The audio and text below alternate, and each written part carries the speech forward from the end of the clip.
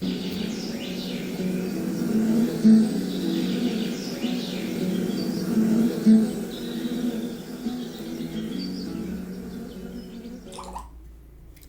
friends, welcome to iExamB. I'm Satakshi and I'm your English faculty at iExamB, and in this video we will discuss the strategy that you should adopt for ECGC PO for English section, right? So take care that in ECGC PO you have this English section where you will get some specific kind of questions that we get every year, and how to prepare for that is what we will see here today in this video, right?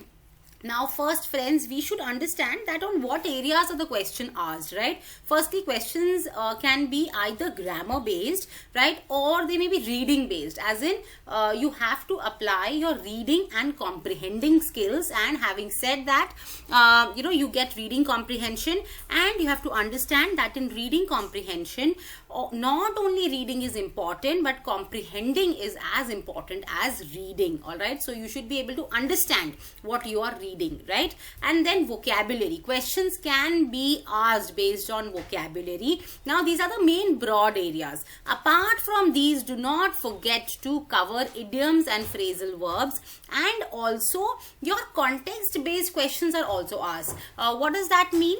It means that there are certain kind of questions like exchange of words, and some things say match the columns. These actually having a knowledge of grammar and vocabulary helps definitely, but also if you are not very proficient in grammar or vocabulary, then also just by understanding the concept you will be able to solve these questions, right? So firstly, take out from your mind this misconception that if you are not very strong in grammar, or if your vocabulary is not that well built, then you will not be able to clear this exam. It is not like that. At least even English section can be cleared, and you can fetch some good marks in English section if even if your grammar is not excellent and your vocabulary treasure box does not have many new words, right? With the help of context also and the right strategy, you can secure really good marks in English section, right? And now, what are the types of questions that are asked in exam? This is something that you must know when you are giving any exam, right? And same holds true for this particular exam as well. So you can get questions based on error detection, and here for solving these questions your grammar is very important, right? And then there are different patterns of error detection. You should be well equipped and you should know all these patterns, right?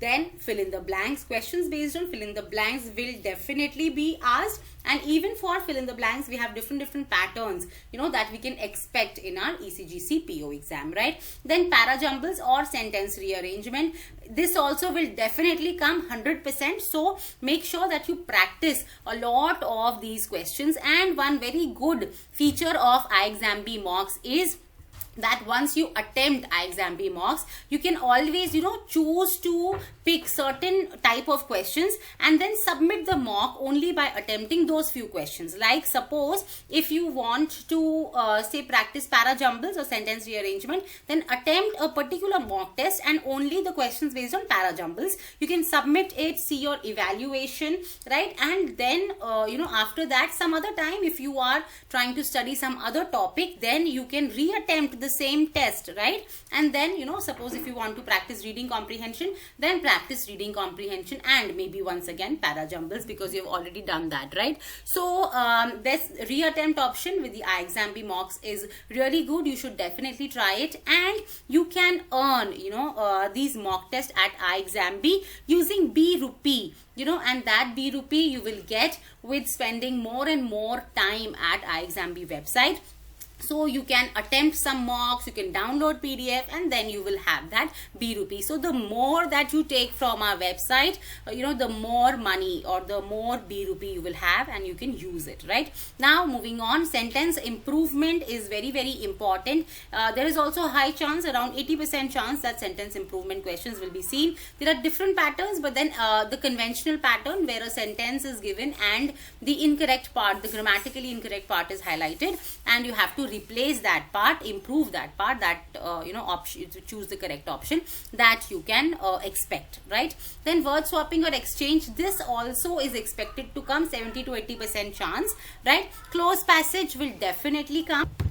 Then your match the columns may come actually, but this is also context based, right? So word swapping, match the columns, these are something that you can solve even if your grammar is not very good, right? So just wish, for those, if your grammar, who don't have really good grammar, they should wish that these kind of questions come, right? Again, correct word usage, correctly, totally based on vocabulary. In this, one word is given, one difficult word, and then there are certain usages of that word given in sentences. You have to see that which sentence gives the proper usage and which not, right? Then reading comprehension, and for this you should every day read editorials, newspaper, and you should make sure that you are moving ahead, you're moving forward, you're not stopping, right? Next, connectors may or may not come, but you should have some knowledge, thoda sa you should study, and even if it comes in the exam, what if it comes in set of 5, then you should know all these connectors may, basic thing that you have to study is what kind of connectors, what word actually is used in which situation, right? Because some are for contrast, some are for adding information, some are to show cause and effect, right? So that differentiation should be known, right? So this is about the types of questions that may be asked, right? Now, how should you cover these areas if you are studying, right? Firstly, read editorials every day, right? And by reading editorials, your reading comprehension, your vocabulary and understanding of the context will be clear to you, right? And also, when you are reading these editorials, two things that you have to keep in mind. Firstly, keep moving forward. Sometimes it happens that, the topic, we don't find it very interesting and we tend to read it again and again. So, you don't have to do this regression, right? Don't have to read again and again. Just remember that the exam, the clock will be ticking, right? And you have to move forward, right? So even while reading editorials, make it a point that you are reading quickly, very, very fast, and you are moving forward. One thing. Second thing, if you are not able to understand anything in one editorial, note down the difficult words. And once you know the meanings of these words, right, then you will be amazed to know that how easy the editorial will now appear to you once you know the meanings of these words.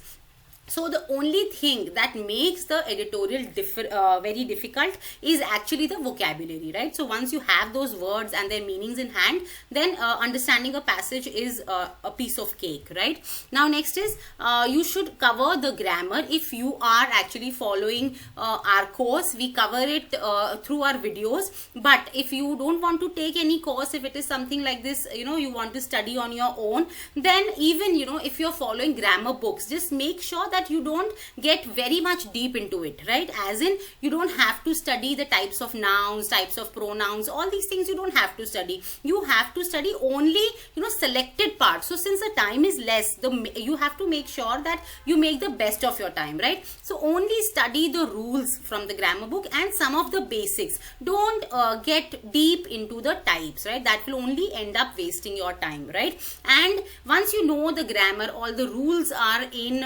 hand, then you will be able to solve questions based on error detection, filler, sentence improvement, and you will get some help solving questions based on closed passage as well, right? And these are the topics that are high chance, they hold high chance of coming in the exam, right? Now next, vocabulary is one thing that you should cover. Now your vocabulary will be covered when you will read every day an editorial, but then you will not learn those words merely by reading them one day.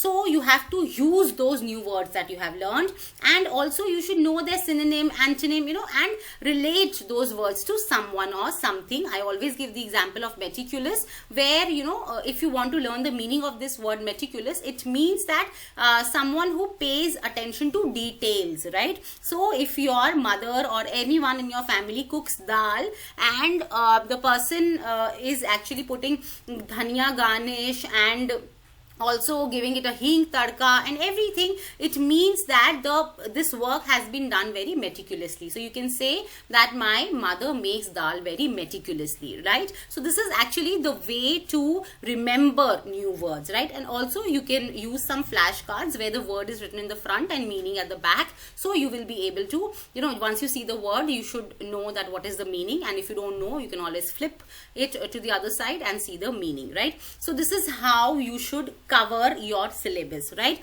And now how will we study? If you study through a plan, or you take the ECGCP course, what we do is that we cover all the basics, all the relevant basics through course videos, right? And then in the class we give a revision to those basics, and then we see those applications, right? For example, if you have studied rules of grammar, right, through the course videos, then in the class very quickly we will read those rules of grammar, and then rules of grammar will not be asked like directly in the question, as in the paper. They will not ask that, okay, tell me what is this rule of grammar. No, they will see the application. They will give you error detection questions based on a rule of grammar, right? So in the classes we practice the questions based on the basics, right, that you will study. Okay, so this is how you should study yourself also. If you want to study on your own, if you're someone who likes to self-study, make sure that you have the right content in front of you.